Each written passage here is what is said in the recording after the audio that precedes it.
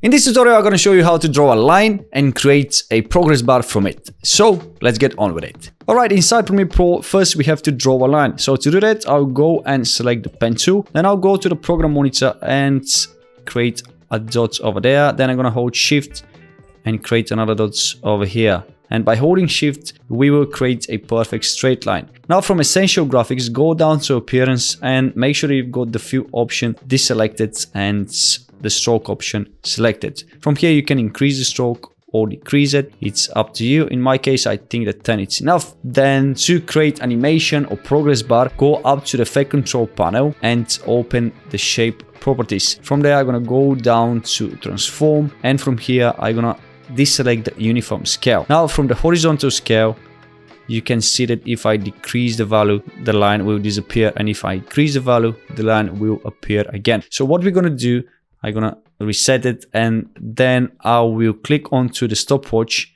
and create a keyframe at the beginning. Then I'm gonna move the cursor to around over here and go down to 0. And when I play it from the beginning, we've got this cool animation which you can use as a progress bar. Also, you can speed up the animation by moving the second keyframe closer to the first one, and you can do the opposite by dragging the keyframe further away from the first one. So like that, you can slow it down. Also, if you want the animation to start from left to right, go and click onto the anchor point. And now, as you can see, we've got this little circle with 2 lines inside it. Make sure that you move it at the other end of the line. And now when I play it, we've got the animation coming from left to right. Now, when you know how to create this line animation, you can watch this video if you want to find out how to create a circular progress bar in Premiere Pro. Thank you for watching, and I'll see you in the next one.